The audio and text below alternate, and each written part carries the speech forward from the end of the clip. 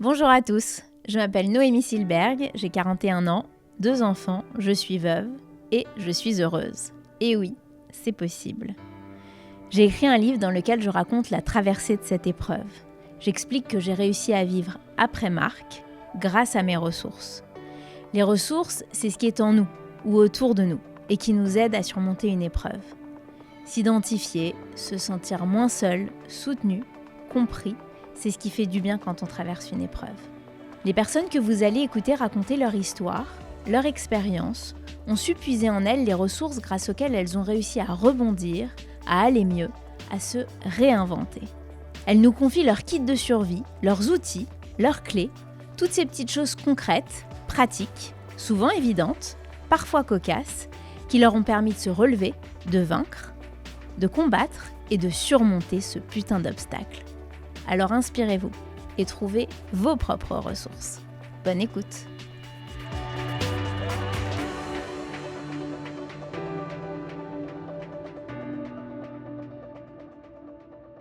Philippe Haïm a 50 ans, il est marié à une femme charmante, père de 2 garçons passionnés de karting et dirige une société leader dans le secteur des cartes prépayées. Il y a 2 ans, Philippe apprend qu'il a un cancer des poumons et pour simplifier les choses, la découverte de sa maladie coïncide avec un moment charnière, je crois même décisif, au niveau professionnel. Philippe a donc été contraint de mener de front 2 combats en parallèle et non des moindres, sauver sa boîte et sauver sa peau.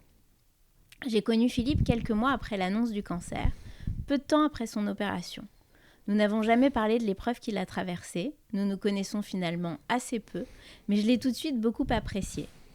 Si j'interviewe Philippe aujourd'hui, c'est parce que je crois que les gens qui vivent des coups durs ont des antennes qui font qu'ils se reconnaissent entre eux et se comprennent sans avoir besoin de se parler. Mais aussi parce que tout le monde dit de lui qu'il a totalement changé et que j'avais envie qu'il me raconte pourquoi et comment cette épreuve l'avait rendu meilleur. Salut Philippe. Bonjour Noémie. Alors j'aimerais bien que tu nous racontes ce qui s'est passé juste avant qu'on se rencontre finalement. Comment est-ce que tu as découvert cette maladie ? On peut même remonter avant puisque je crois savoir que tu as beaucoup rebondi dans ta vie, mais tu vas nous raconter ce que tu veux, ton parcours. Et ce qui m'intéresse évidemment, c'est que tu nous parles de tes ressources. D'accord. D'accord, mais tu m'expliqueras aussi, tu me diras pour qui, en quoi j'ai changé, j'espère en bien. On commence où ? On commence où tu veux, dans ton enfance, le début de ton activité professionnelle, la découverte de ta maladie. C'est toi qui nous dis. Peut-être les périodes où tu penses que tu as le plus rebondi, où tu penses que tu as cru toucher le fond et que tu as trouvé les ressources en toi pour... On va démarrer mon mariage, Allez. parce que c'est toujours des beaux moments. Je me suis marié le 7 juin 2007. Et ce jour-là, c'était un jour magnifique. Je voulais pas me marier, mais comme ma femme m'avait dit, comme tu veux pas te marier, on va mettre les 2 noms sur le passeport de notre enfant. J'ai accepté le fait de se marier, ce qui est très glamour, mais voilà. Donc je me retrouve à la mairie et là il y a mon associé de l'époque qui me dit, écoute, il est 11h, mais avant 14h, il faut déposer de l'argent sur le compte, sinon notre société va être en dépôt de bilan. Je dis, écoute, c'est pas grave, d'abord je me marie, puis après on verra après. Je fais, non, malheureusement, on n'a pas le temps de voir la fin du mariage, il faut trouver une solution avant. Et donc il y avait un ami qui devait assister au mariage, qui, qui m'a dépanné d'une certaine somme assez conséquente. Et je lui ai dit, écoute, je suis désolé de te demander ça, mais c'est ton cadeau de mariage. Voilà. Mais t'inquiète pas, je te rembourse. Il me dit, à la base, j'étais venu pour ton mariage. Donc en fait, en gros, tu me demandes de ne pas assister à ton mariage et en plus de prêter de l'argent voilà. Je comptais te faire un cadeau, mais pas aussi conséquent. Et donc cet ami très cher est parti donc du mariage, est allé à la banque faire un dépôt d'argent. Et voilà, donc c'est comme ça que mon mariage a commencé. Voilà. Ça faisait près de 10 ans que j'étais déjà avec ma femme, et j'avais un enfant déjà, que tu connais. Et donc c'était il y a 18 ans, 16 ans et demi, puisque mon fils a eu 18 ans avant-hier. Voilà. Donc ça, c'était assez drôle. Et c'est aussi... pour ça, parfois, quand il y a un moment incroyable, heureux, il y a toujours, parfois en tout cas, des moments plus difficiles que d'autres. Voilà. Et ça, c'était un moment évidemment difficile quand on est un homme d'avoir sa boîte en péril le jour de son mariage. C'est toujours compliqué. Bon, voilà, ça a été mieux après. Et ça fait partie du passé maintenant, mais c'était un moment intéressant, on va dire. Voilà. Après, j'ai eu d'autres péripéties que j'ai partagées avec des avocats, d'éminents avocats. J'ai une société que j'ai créée il y a plus de 13 ans maintenant, qui est un des leaders, je ne sais pas s'il est leader, mais en tout cas un des leaders des systèmes de paiement prépayés en France. Et pendant plus de 6, 7 ans, 8 ans, on a eu un actionnaire peu scrupuleux, pour parler poliment. Et grâce à de grands avocats et aussi grâce au fait d'être en France, parce qu'il faut pas l'oublier, on en parlera peut-être aussi d'un point de vue médical, mais d'un point de vue de droit aussi, de protection des sociétés, je pense que si on avait été dans d'autres pays, ça ne se serait malheureusement pas passé comme ça. Et grâce à nos avocats, on a réussi à récupérer, entre guillemets, notre société. Mais pendant 7 ans, on a été d'abord, on est devenu minoritaire par le jeu des hasards. On a failli perdre la société et surtout, on était dans les mains de gens peu scrupuleux qui voulaient vider la boîte, qui n'avaient rien à faire des emplois et autres. Et donc, on s'est battu et ça a été une épreuve compliquée. Très compliquée, évidemment. Un, professionnellement et deux, humainement. Parce qu'à la fin, on se dit, mais pourquoi ne pas tout abandonner et refaire? Parce que si je l'ai fait une fois, je peux le refaire une deuxième fois. Et ça a été une période de ma vie, je dirais pas la plus compliquée, parce que j'en ai eu d'autres après, mais ça a été une période très compliquée psychologiquement. Voilà. C'était une guerre psychologique. Qui dure longtemps, qui a duré longtemps en plus. Qui a duré 6 ans, 5 ans. Qui n'avait pas de répit du tout pendant ce Non, et on s'est retrouvé avec des acteurs en face, mais complètement surréalistes, dans des pays exotiques, enfin bref. Avec des cours de cassation, avec des appels, des cours de cassation, avec des experts, bon, plein de choses. Et heureusement, la société avait une croissance assez bonne et prospérait, mais ça nous permettait de nous battre. Mais bon, voilà. Et avec plusieurs avocats, dont certains brillants, on a réussi à reprendre le contrôle. Et je dirais quand on est dans notre bon droit, tout se paye, donc tout est revenu dans l'ordre. Mais ça n'a pas été facile. Voilà. On a réussi à faire rentrer des fonds français de premier ordre, dont on est hyper fiers aujourd'hui. Et donc on a une nouvelle croissance et un nouvel avenir avec PCS. Mais voilà, donc ça n'a pas été simple.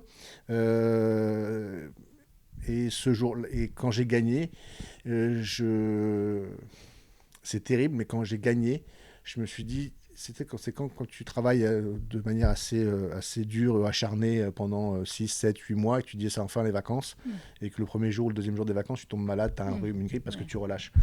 Là, ça a été pareil en fait. Voilà. Et je dis pas quelques mois après, mais j'ai perdu un ami très très cher, mon meilleur ami ou un de mes meilleurs amis, qui nous a quittés il y a presque 2 ans. Et un mois après, j'ai appris ma maladie. Voilà. Par un hasard, en fait. D'un check-up, parce que un mal de dos, etc. Et là, c'est on a l'impression de toucher le fond. Il y a un homme d'affaires qui n'est plus là aujourd'hui, qui s'appelait Bernard Tapie, qui disait que on touche jamais le fond, c'est toi qui redonne la limite. Voilà. Je ne connaissais pas. Ouais. Et on pense évidemment ce jour-là que tout le monde s'effondre. Et après, il y a 2 solutions. Soit on se dit c'est pas juste, pourquoi moi et pourquoi pas d'autres, etc. En plus, j'avais arrêté de fumer il y a quelques années, 2-3 ans avant, donc c'est vraiment pas sympa. Soit on se dit un combat de plus et on va mettre les gants et on va y arriver. On va y arriver. En tout cas, on va passer l'épreuve. Je ne sais pas si on va y arriver, mais en tout cas, on va passer l'épreuve. On t'avait dit que c'était curable dès le départ. Alors, non. Comment on t'a présenté les choses? Alors ça, c'est le côté hospitalier, français, j'en sais rien, mais en tout cas hospitalier, où les médecins On fait sûrement de très bonnes études de médecine, mais pas psycho. Et là, on est face à des gens qui n'ont pas de qui n'ont pas de gants. Ce qui est dingue. À ce qui est incroyable. Voilà, tu as dû malheureusement faire face aussi à ce genre de choses. Et moi, j'ai un des entretiens, enfin un des rendez-vous de médecin où ma femme s'est évanouie à mes côtés. En entendant une réplique de médecin. Ouais. Elle est tombée. Elle était à côté de moi, elle était comme ça, le médecin était en face, machin, elle est tombée. Boum. À l'annonce de la maladie. Voilà. J'étais à l'hôpital Marie-Lannelongue. Et le médecin dit, voilà, il y a X chances que ça marche. C'est-à-dire X chances. Ouais. Et sinon, sinon, on aurait essayé, madame. Mais on aurait essayé alors on aurait essayé. Donc, tu as changé de médecin ? Non, j'ai choisi lui. Et en fait, les médecins ne voulaient pas m'opérer au départ. Parce que c'était une tumeur mal placée, compliquée. Donc j'en ai fait un deuxième, il ne voulait toujours pas m'opérer. Et j'en ai vu un troisième qui était considéré comme le ponte de la chirurgie thoracique à Marie-Lannelongue, et qui m'a dit, moi je vais vous opérer. Quand je lui ai dit, mais pourquoi vous et pas les autres, il fait, mais ceux que vous êtes allés voir, ont été mes élèves. Voilà. Et il me dit, si vous ne le faites pas maintenant, vous ne pourrez pas le faire après. Voilà. Et en fait, je l'avais fait pour éviter les traitements derrière. Et comme mon parcours n'est pas que de chance, j'ai eu aussi j'ai eu ceinture bretelle, c'est-à-dire que j'ai eu l'opération, mais j'ai eu aussi tous les traitements jusqu'au bout, malheureusement. Voilà. Mais le discours qu'ils ont est incroyable. Et effectivement, donc moi, ma femme s'est évanouie, malaise vagal, comme ça, tombée. Et après, il me dit, voilà, c'est vous qui choisissez, mais... Donc moi je lui ai dit, écoutez, j'ai des rendez-vous là avec la banque et tout, est-ce que mes avocats, est-ce qu'on peut décaler un truc? Il m'a regardé avec des yeux, je trouve, hallucinants. Je vous plaisantais, j'espère. À moitié, parce que si on avait pu faire ça dans 15 jours, ça m'aurait arrangé, je vous avoue, quand même. Parce que là, je devais faire un voyage à l'étranger et tout. Il me fait, oui, bien sûr. Donc 15 jours après, il m'opérait. Voilà. T'étais comment physiquement? T'étais OK? J'étais pas mal. J'étais bien mieux que quand je suis rentré, que quand je suis sorti. Ouais. Après, combien de temps, j'en sais rien, mais voilà. Et j'ai eu beaucoup de complications à l'hôpital, donc voilà, je devais rester 4 jours, je suis resté 3 semaines.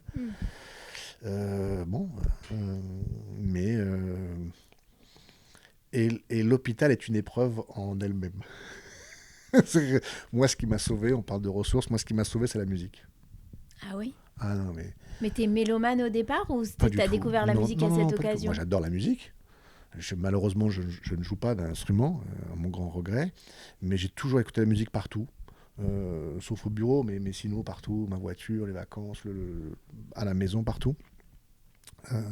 Dès que j'ai un moment, dans le train, l'avion, etc. Mais là, ça m'a sauvé. J'ai un casque sans bruit, et ça m'a sauvé parce que sinon, on subit... je dis pas toute la méchanceté, parce que c'est pas que de la méchanceté, c'est la malveillance, c'est tout du monde hospitalier, et en même temps, c'est les vies des uns et des autres, en fait. Je ne sais pas, moi, si j'étais infirmier ou autre, si je serais plus bienveillant ou pas, j'en sais rien. Honnêtement, j'en sais rien. Je le serais sûrement les premières semaines, et en tout cas les premiers jours, et après quelques années, est-ce que je le serais encore? J'en sais rien. Pas sûr, malheureusement. Donc, je jette la pierre à personne. Je dis juste qu'en tant que patient, c'est un cauchemar. C'est un cauchemar parce que on subit, on est à la merci de tout le monde. Que moi, les infirmières disaient, bon, remets-lui des cachets, comme ça, il ne va pas nous embêter dans 3 heures. Mais tu as une perte de contrôle totale. Tu ne décides de rien. De rien, et on voit... Je pense que toi, tu aimes bien le contrôle. Ouais, un petit peu. Et on voit les gens vivre. Et nous, on ne peut pas réagir. Ouais. Moi, la morphine, je mettais les cachets sous le lit, sous le matelas, parce que je ne voulais plus prendre de cachets. Je préférais souffrir que de voir les gens vivre et de ne pas pouvoir interagir avec eux. C'est-à-dire que je voyais les gens rentrer dans la chambre, on ne peut pas parler, rien. C'est amorphe, quoi. c'est terrible, terrible, terrible. Et donc la musique m'a sauvé parce que je me suis mis dans une bulle de protection et je n'étais que dans ma bulle. Voilà. Et quand j'avais des visites, j'enlevais mon casque et autres. T'écoutais quoi? Tout. Je m'étais fait une liste. Avant de rentrer à l'hôpital, je m'étais fait une playlist qui s'appelle Fight, que j'ai toujours dans mon téléphone, que j'enrichis de jour en jour. Et c'est très, très, très, très large. Ça va de musique française, anglaise, R&B, classique. J'adore le classique. Voilà. Shekou, qui est violoncelliste, à Vianney, en passant par Beyoncé ou autre. J'ai pas de... Mais c'est des musiques qui me donnent la pêche, qui sont tristes ou qui me donnent la pêche, mais l'une après l'autre, ou l'une avant l'autre, et que ça me permet d'abord de penser à autre chose, toujours, c'est la base, et de me dire que c'est possible, que je pourrais un jour sortir de ce lit, après de cet hôpital, après... Donc voilà, ça me met dans une situation ou dans un mindset qui fait que je suis en préparation, je dirais pas peut-être de guerrier, parce que le mot est un peu fort, mais en tout cas, ça me met dans une situation où je me pose pas de questions. Et en fait, pour moi, je parle que pour moi, je me suis rendu compte que en fait, je n'étais performant, je n'étais bon que quand je me posais pas de questions.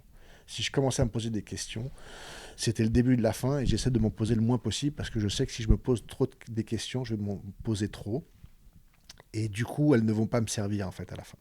Quand tout est réglé, je me pose les questions. Comment t'es arrivé à cette conclusion-là?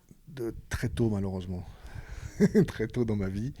Non, mais c'est un travail, ça, c'est un réel travail d'introspection d'aboutir à ça. Ouais, bien sûr, c'est un travail d'introspection qui sait que j'ai beaucoup de défauts, mais je connais Tu les connais bien. Je le connais bien. Et je sais que si on commence à se poser, que je commence à me poser sur une problématique ou autre, si je ne commence pas à chercher la solution, c'est perdu d'avance en fait. Et c'est malheureusement aussi pour ça que j'ai toujours tout fait au dernier moment dans ma vie, sans trop de préparatifs et autres, parce que si je commence à préparer, je vais me poser des questions, je vais pouvoir y réfléchir, je sais que j'ai le temps, donc mais pourquoi on me pose cette question, et pourquoi on m'a posé cette problématique, qu'est-ce qu'ils veulent de moi, pourquoi. Et en fait, donc en faisant tout au dernier moment, trop tard évidemment, à l'arrache, je me pose pas de questions, je fais le truc, et voilà.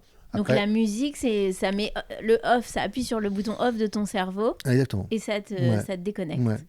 Mais d'ailleurs, là maintenant, il se trouve que parce que j'ai été malade et parce que j'ai vieilli et que j'ai arrêté aussi de fumer tout ce qui se fumait, je dors beaucoup mieux. Mais avant, je ne dormais pas. Et comme je vis pas seul, je n'écoute pas de musique. Je n'écoutais pas de musique pour m'endormir, mais je m'endormais à 1, 2, 3, 4 heures du matin. Parce que mon cerveau était en permanence en train de réfléchir, et pourquoi, machin. Et alors qu'effectivement, la musique peut faire réfléchir, mais avec des choses, on part dans ce qu'on rattache à la musique, quoi. Généralement, la musique, elle nous fait toujours penser à une période de notre vie, ou à un moment, un beau moment de vie, de soirée, d'autres. Et donc, on rattache toujours les musiques. Et donc, la musique nous permet de voyager, ou en tout cas de s'évader, quoi. Voilà. Donc ça a été un moment clé pour moi, déterminant. Et d'ailleurs, c'est aussi une des formes de thérapie qui est utilisée maintenant dans le milieu hospitalier. Ouais. Voilà. Et j'y crois, mais alors, c'est pas que j'y crois, c'est que j'en suis persuadé en fait. Voilà. Le sport en fait partie aussi. Vu mon état, j'ai pas démarré tout de suite le sport. T'étais sportif à la base ou pas? Non, j'ai toujours bougé, j'ai fait du sport comme ça, en vacances, voilà, pour essayer de maîtriser les kilos que j'ai en trop, mais pas plus que ça, quoi. Voilà. J'aime bien le sport, j'aime bien bouger, j'aime bien plus les sports mécaniques qu'autre chose, parce qu'il y a moins d'efforts à faire. Mais bon, voilà. Mais j'aime bien les sports extrêmes, mais bon, voilà. Mais je suis pas un sportif. Voilà. Ma femme fait du sport à haut niveau, amateur, mais au niveau 2-3 fois par semaine. Ça, c'est du vrai sport. Voilà. Donc non. Mais maintenant, je refais du sport. Et le sport, d'ailleurs, on parlait On parlait de Arthur Benzaken, qui a fait beaucoup à Gustave Roussy pour insérer le sport et pousser les gens à faire du sport. Il a financé des grosses installations sportives au sein des centres hospitaliers, notamment Gustave Roussy. Et c'est vrai que tous les professeurs nous disent surtout faites du sport, si vous faisiez continuer, si vous pouvez le faire, même 2 kilomètres de marche, c'est pas grave, il faut bouger en fait. Et il ne faut pas s'arrêter de bouger. Voilà. Et ça, c'est important. Voilà. Qu'est-ce que tu faisais comme sport ?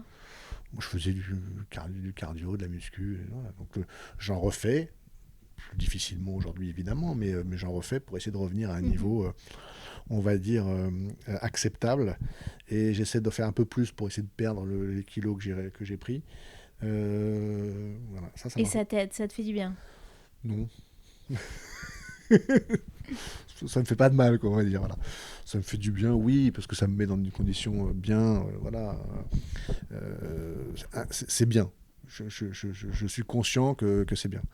Aussi bien que la musique, j'en sais rien, mais c'est bien. Voilà. Ça m'aide, encore une fois, c'est pareil, ça m'aide à m'évader, ça m'aide à mettre tout de côté, à me mettre dans le moment et à vivre le moment présent et à me mettre dans un état d'esprit positif et battant. Voilà. Ce que la musique aussi fait différemment. Mais le sport est évidemment éminemment important dans je suis censé plus être malade, donc voilà. Mais c'est vrai que n'importe quelle étape, moi je me rappelle qu'à l'hôpital, je me faisais des challenges avec mon roommate de l'époque. On disait bon, on va essayer d'aller jusqu'à la machine à café. On a mis une semaine pour y arriver quand même. Non, mais voilà. Mais quand on y est arrivé, on était vachement contents, quoi. Voilà. Une fois qu'on est arrivé, la première fois, on a oublié on a oublié des pièces ou de l'argent pour pouvoir s'acheter quelque chose, donc c'était quand même dommage. Mais donc voilà, c'est pas du sport, mais c'est bouger pour justement ne pas rester immobile en fait, pour que tout bouge. Et tous les médecins vous disent que quel que soit le degré de maladie, il faut essayer de bouger au maximum. Voilà. Donc j'essaye. Et donc, après ton opération, tu as eu différents traitements, différentes chimios, j'imagine ? Alors, après mon opération, j'ai eu 2 grosses... j'ai eu pneumonie, pneumothorax, ce qui, après un cancer des poumons, n'est pas génial. Donc c'est ça qui m'a fait perdre plus de 10 ou 12 kilos de façon assez rapide. Voilà. Et après, j'ai commencé le traitement. Et j'ai commencé le traitement juin, juillet, ou 3 mois après. Voilà. Le temps de reprendre un peu de force. Et l'opération, c'était en début juin 2022. Et j'ai commencé mon traitement chimio fin août. Voilà. Et la première chimio, avant les vacances, début août, et la deuxième fin août. Voilà. Tu as eu des effets secondaires importants ? Considérables. Mais je pense que je connais pas quelqu'un qui a fait de la chimio qui n'a pas d'effet secondaire. Alors maintenant, il y a des nouvelles chimios, moi je pense que pareil, ils ont dû me donner la pire. Des effets qui n'existent pas au catalogue, je crois. Je crois que j'ai eu mal dans chaque partie de mon corps que je méconnaissais, que je sous-estimais considérablement. Bon, voilà. Après, encore une fois... Mais donc, tu étais là à te dire, c'est ce qu'on ressent quand tu racontes, tu te plaignais pas et tu te disais, c'est comme ça, il faut que je me batte. C'était quoi ton état d'esprit ? Non, mais évidemment. C'est pas évident pour tout le monde. Sûrement, mais peut-être qu'il y en a qui arrivent en se plaignant, et il y en a qui arrivent différemment. Moi d'abord... Tu travaillais pendant ce temps-là ou c'était pas possible ? Oui, je travaillais un petit peu, beaucoup moins. J'ai un associé formidable, qui est une équipe et un associé formidable qui a fait le job. Donc ça, j'avais beaucoup de chance. Et après, pareil, le travail, c'est un peu comme la musique ou le sport. C'est-à-dire que c'est un sport, c'est un exercice intellectuel qui fait que je ne voulais pas arrêter. Donc j'essayais de faire des choses où j'y arrivais pas forcément, mais voilà, je le faisais. En revanche, j'ai retravaillé assez vite. Ça, oui.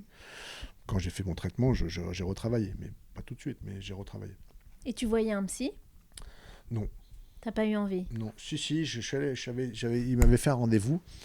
Alors, j'ai été dans un institut qui s'appelle l'Institut Raphaël, qui est exceptionnel, où j'avais plein de rendez-vous, acupuncteur, psy, nutritionniste. Oui, c'est là où tu parlais de la musique, j'imagine. Non, non. Et j'avais plein de rendez-vous, et comme j'ai eu plein de complications par la chimio, en fait, j'ai fait l'ouverture d'Hartmann, la nouvelle clinique Hartmann. J'ai fait l'ouverture. J'étais le seul dans la clinique. Je me suis vraiment demandé si elle était vraiment ouverte. Ça, c'était fin août 2022. Où il y avait 6-7 chambres sur quelques centaines. J'avais donc une super chambre d'angle, une suite. Et en fait, j'ai fait des péricardites, donc c'est donc des complications de l'eau dans le cœur, et ce qui fait que c'est pas très grave, mais c'est très douloureux. Et ça, je l'ai fait 2 fois. Et donc, du coup, tous les rendez-vous que je devais faire à l'Institut Raphaël ont été annulés parce que j'étais. Voilà. Et donc, j'allais de Hartmann au centre de radiothérapie qui est juste derrière, on va dire aller à 50 mètres. Mais j'allais en ambulance, parce qu'ils n'avaient pas le droit de me laisser aller en fauteuil roulant. Et donc, je faisais la radiothérapie en même temps que la chimio. Et après, à la 3e ou 4e chimio, j'ai arrêté parce qu'ils m'ont dit, ça c'est la psychologie aussi là, des médecins, ils m'ont dit bon, on va le soigner du cancer, mais on va le perdre d'une crise cardiaque, donc vaut mieux arrêter complètement. Donc voilà. En revanche, on va essayer de continuer la radio. Bon, on ne sait pas si ça marche, mais bon, au moins, voilà. Donc oui, non, se me plaindre, j'espère le moins possible en tout cas, mais d'abord parce que je ne suis pas sûr que ça serve à grand chose, et surtout c'est rentrer encore une fois dans une spirale qui n'est pas forcément la meilleure en fait. Et après, moi je suis avec femme et enfants à la maison. Je m'étais dit à un moment donné, je vais m'isoler dans un appartement ou à la campagne, mais l'emploi du temps de la radiothérapie haute a fait que je ne pouvais pas. Donc j'étais avec ma femme et mes enfants à la maison. L'idée c'était plutôt vis-à-vis de mes enfants surtout, qui étaient grands. Qui étaient au courant de tout? Bah oui, parce que quand vous dites à un enfant de 16 ans que vous avez une tumeur mais que ça va se soigner, il est en face checking. Pendant que vous lui parlez, il est en train de sur internet, tumeur, ouais, il revient et fait en fait c'est un cancer quand même. Ouais. Et puis il y a 31% de chances de réussite. Enfin non, 38, parce qu'on était chez le médecin justement où ta mère est tombée dans les pommes et il dit 38. Là ils disent 27 ou 31. Bon, ok. Bon, voilà, donc par rapport aux enfants, c'est quand on a des enfants, c'est toujours compliqué, mais quand ils sont grands et qu'ils peuvent vérifier et tout, et qu'évidemment ils vont sur internet, chose que je n'ai pas fait. À aucun moment je suis allé sur internet pour regarder quoi que ce soit, parce que je préférais pas. Je me dis, au pire, j'irai peut-être après, mais jamais pendant. Mais quand on a des enfants, ce qui est important, c'est d'essayer de les préserver au maximum.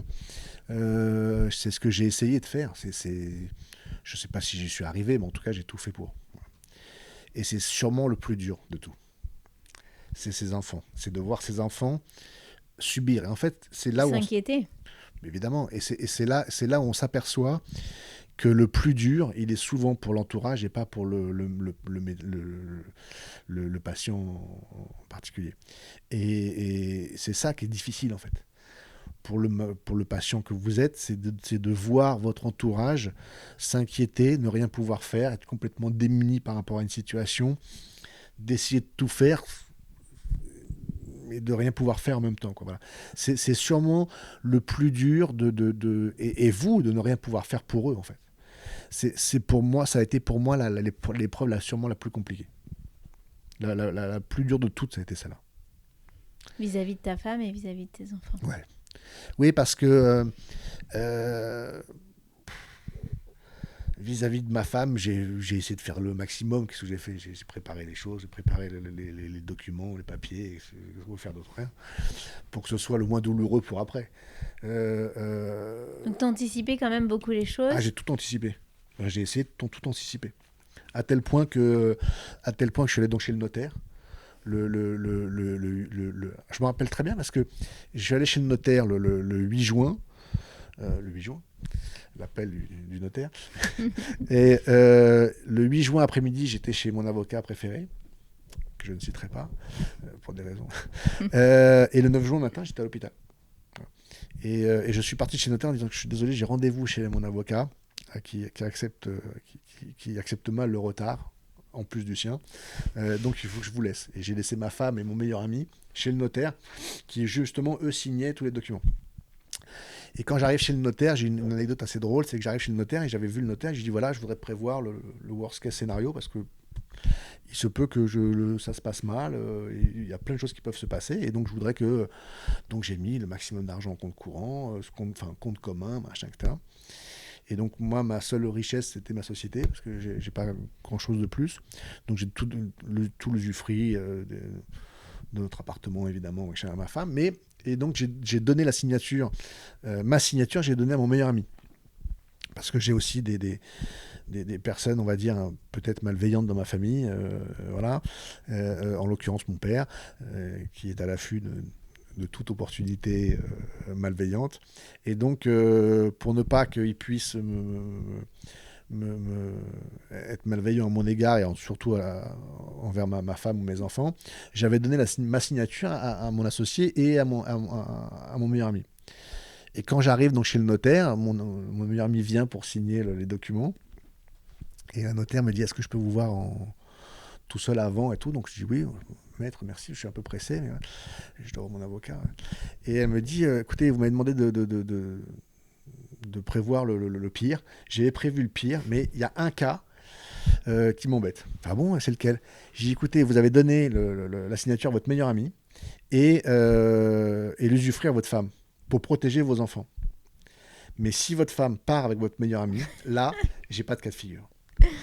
Et donc là, je regarde le notaire, c'est un peu bouche bée. Je me dis, ah oui, là, effectivement, mais moi non plus, j'avais pas prévu le truc. Enfin, en même temps, c'est un cas, hein, mon meilleur ami. Déjà, sa femme a du mal, alors ma femme à moi. Alors...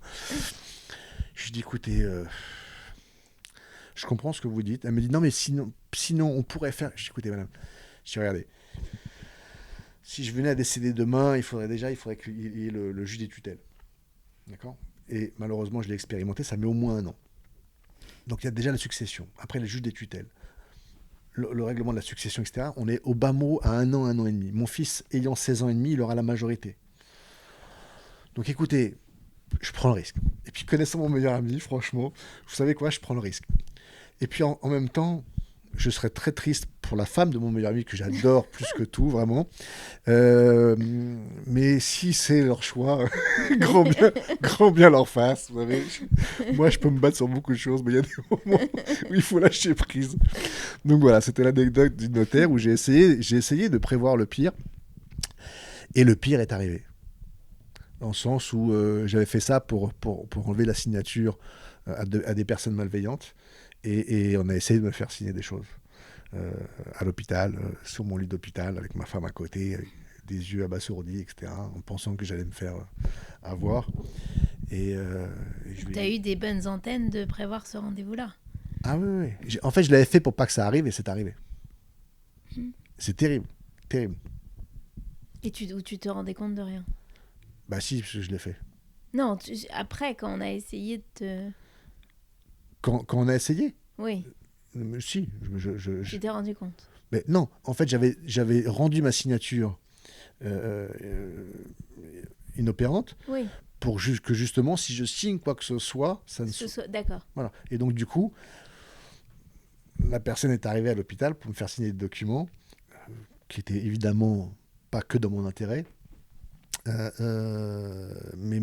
quand je les ai pas signés, mais quand bien même je les aurais signés. Oui, ça ne valait rien. Exactement. Et donc j'avais fait tout ça pour ça. Et pour pas que ça arrive. En me disant, vous savez, quand on fait les choses, souvent elles n'arrivent pas. Et on les fait d'ailleurs pour pas que ça arrive. Oui, comme une superstition finalement. Exactement. Et on s'est dit, au pire du pire, si ça arrive, au moins j'aurais tout préparé. Là, je l'avais fait pour ça, pour pas que ça arrive. Et malheureusement, c'est arrivé. Voilà. Et donc toute cette partie, la partie professionnelle, elle était bouclée quand tu es tombé malade, ou est-ce que tu as dû gérer encore? Non, c'est qu'en fait, quand j'ai été malade, on cherchait à changer nos actionnaires. On a eu des offres de fonds que je ne peux pas citer évidemment, mais voilà, et dont des fonds d'État.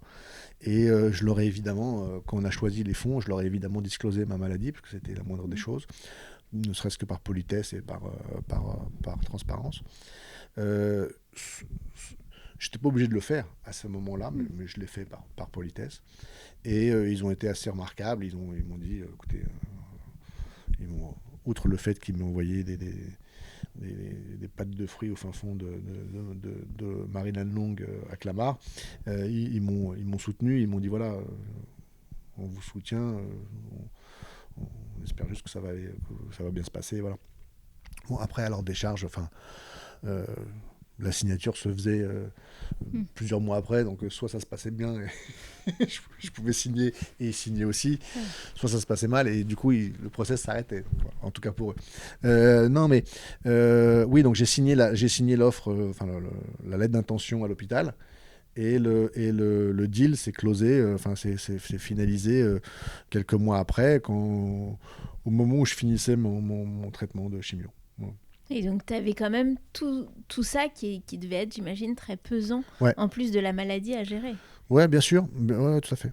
Mais ça t'a peut-être permis, finalement, de mettre, pas de côté la maladie, mais qu'elle ne prenne pas toute la place. Voilà, c'est toujours pareil. C'est-à-dire que que ce soit la musique, le travail,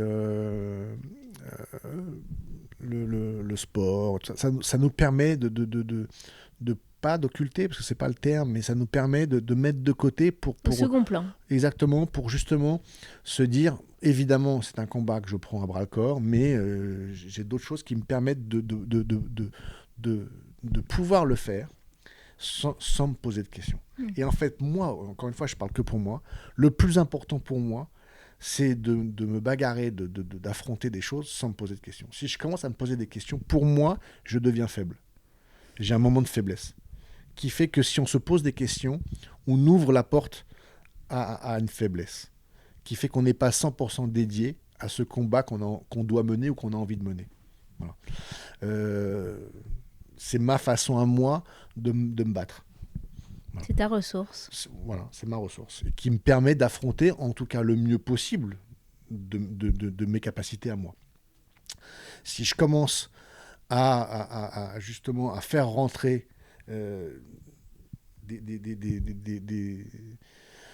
à faire rentrer des points faibles, c'est à ce moment-là, si vous voulez, que je ne suis plus je sais que je ne serai plus le plus performant au meilleur de mes capacités. Ouais. Ouais. Et en quoi tu dirais que que la traversée de ce cancer, finalement, est-ce que tu as une vision autre de la vie ? Est-ce que ça t'a transformé ? Qu'est-ce que, a posteriori, quel effet ça a eu sur toi ? Je ne sais pas si transformer, c'est changer, c'est bien. Je sais pas, j'aime pas le verbe transformer. Ça voudrait dire que j'étais pas si bien que ça avant. Non, mais parce que ça m'a sûrement bonifié, c'est sûr. En fait, ça change le curseur. Indéniablement, obligatoirement en fait. Moi, une de mes ressources, ça a été de voir mes enfants. Au-delà de la musique, de tout, voilà, je me levais la nuit, j'allais voir mes enfants. Quand ils étaient petits, on mettait la main pour voir s'ils respiraient bien et tout. Là, je les regardais. Bon, j'avais des vitamines pendant au moins quelques heures, quoi. Ça a été ma ressource principale. Moi, j'ai malheureusement une amie qui affronte, encore une fois, qui est bien plus jeune que moi, qui affronte un cancer. Et je lui ai dit, quand tu as la moindre baisse de forme, tu m'appelles, mais avant de m'appeler, tu regardes tes enfants. Parce que pour moi, il n'y a pas meilleure ressource que ceux qu'on aime, quoi. De les voir et de se dire, bon, je vais essayer de me battre pour essayer d'être là encore demain et après-demain et le jour d'après. Et après, je vais essayer d'être là pour leurs 18 ans et après pour son mariage, etc. etc. Donc voilà. Mais tout ça font partie des ressources. Alors, est-ce que j'espère bonifier, mais c'est surtout que le curseur bouge, en fait. Et le curseur n'est plus, les valeurs, pas les valeurs, j'espère qu'elles sont les mêmes, mais la priorité des choses a été bouleversée. Ça, c'est indéniable. Voilà. C'est ton plus gros coup dur, toi qui as beaucoup rebondi et qui a eu beaucoup d'épreuves dans ta vie. Est-ce que tu dirais que c'est la pire que tu aies eue ?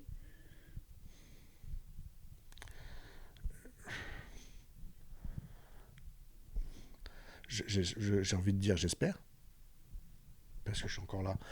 Malheureusement, je pense pas. Je pense pas. J'ai toujours tendance à dire que le pire est toujours...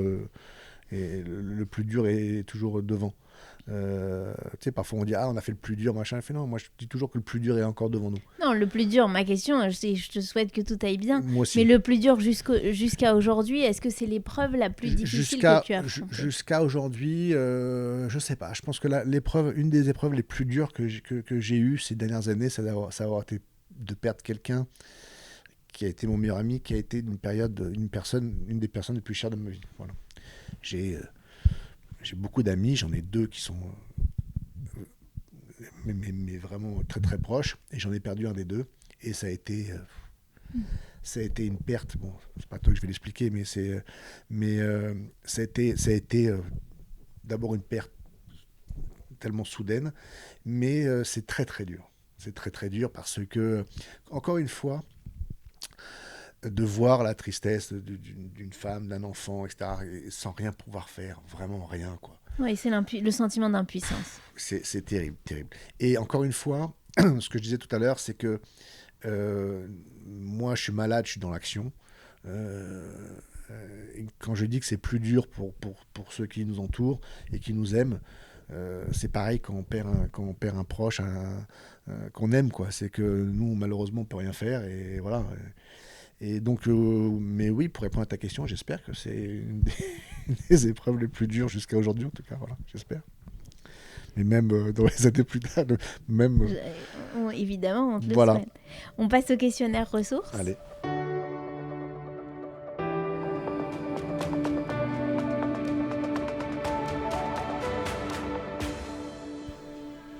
Est-ce que tu as ce que j'appelle un lieu sûr, un lieu réel ou imaginaire qui représente le calme pour toi, le bien-être? La mer en général et un bateau en particulier. C'est un sentiment de calme, ou peut-être c'est un sentiment de liberté. Voilà, de voir la mer, pour moi, enfin l'eau, pour moi effectivement, voilà, m'apaise. Est-ce que tu as un mantra ou une philosophie de vie? Ne pas me poser de questions. T'as un objet Pas trop m'en poser en tout cas. Est-ce que tu as un objet qui te donne de la force, un porte-bonheur, un souvenir qui ne te quitte pas? Un bracelet. Que tu portes toujours. Une référence culturelle ressource qui t'est chère, ça peut être un livre, un film, un personnage? Les années sandwich, un film que personne connaît, je crois. Moi, je connais. Oui, je m'en souviens pas, mais je me souviens l'avoir vu. Incroyable, ouais. on est 2 donc. Et c'est marrant parce que j'ai une amie que tu vas rencontrer bientôt, je te donne les coordonnées, qui m'a offert le film en DVD. Alors qu'évidemment à l'époque ça n'existait pas, le DVD. Mm-hmm. Et c'est le premier film où Thomas Langman c'est le premier film de Thomas Langman. Et donc il était tout jeune à l'époque.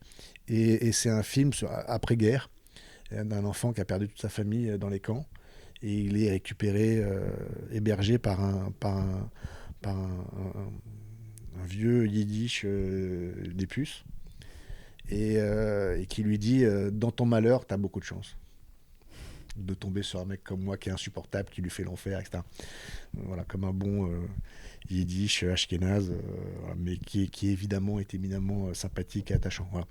Et donc ce film m'a marqué parce que à chaque fois j'ai une baisse de régime, je me dis dans mon malheur j'ai quand même beaucoup de chance. Voilà. Donc c'est un peu ton mantra. Exactement, finalement. Exactement. Et tu l'as montré à tes enfants? Je crois que je l'ai vu avec eux, ouais. Ouais, je l'ai vu. Ouais, quand j'ai eu le DVD, on l'a vu ensemble. Est-ce que tu as fait une rencontre marquante liée à ton épreuve ou à tes épreuves, mais enfin en particulier à celle-ci? À mes différentes épreuves, j'ai rencontré des avocats incroyables qui m'ont permis d'y croire. Et dans ma maladie, oui, bien sûr, j'ai des rencontres incroyables. j'ai des rencontres incroyables de professeurs qui m'a opéré, qui, le recroisant vraiment par hasard à ma 13e fibroscopie, m'a dit oh, on a bien fait de la tenter quand même. Hein. C'était vraiment... j'y croyais pas, mais alors franchement, en vous voyant, je suis content d'avoir essayé. Hein. Et là, je dis, ah ouais, ouais quand même. Non, mais oui, j'ai fait des rencontres, ouais. J'ai fait des... Ouais, il y a des rencontres, évidemment, incroyables, évidemment. J'ai rencontré une personne incroyable qui est directrice, je ne sais pas si je peux la citer, mais qui est directrice de l'Institut Hartmann Radiothérapie, qui s'appelle Céline Grabli, qui est maintenant mariée, qui a une histoire exceptionnelle, et une très très belle histoire, un conte de fées, et c'est une des rencontres incroyables parce que et son mari que j'ai rencontré, enfin que j'ai même pas rencontré, que j'ai eu par téléphone au début, dès le départ, par ami interposé, m'a conditionné, et m'a donné tout ce qu'il fallait pour surmonter au mieux cette épreuve. Donc vraiment, il a été d'une grande aide. Et après, cette personne qui est devenue sa femme, qui m'a fait passer le mieux possible ces événements et qui m'a aidé dans plein de choses, dans plein d'étapes. Donc oui, ça fait partie des rencontres incroyables. Est-ce que tu as une scène tragicomique qui te revient ? Ma femme qui s'évanouit, ouais, ce qui est pas mal. Ouais. Où le médecin dit, bon écoutez, vous plaignez pas, il y a au moins 30% de chances de réussite. Voilà. C'est déjà pas mal. C'est pas mal. Et sinon, une autre où l'infirmière dit, le médecin dit, bon écoutez, on va arrêter le traitement parce que là, on va lui soigner le cancer, mais on va le perdre d'une crise cardiaque. Quoi. Et donc là, je lui dis, mais le cancer que j'ai, c'est pas les oreilles en fait. Donc j'entends tout ce que vous dites quand même. Et là, le médecin dit, ça fait, ah oui, excusez-moi. Voilà, magique. Donc il y en a quelques-unes. Oui, c'est... Est-ce que... comment est-ce que tu compléterais cette phrase ? Le drame rend... Plus fort. Toujours. Finalement, quel serait ton outil, ta ressource que tu voudrais mettre aujourd'hui dans notre boîte imaginaire, celle qui t'a le plus aidé ? La musique, indéniablement. La musique, parce que je pense que chacun peut y trouver facilement sa propre ressource. En fait, moi, je considère que on est fait pour accéder à des on est en fait comme une bibliothèque.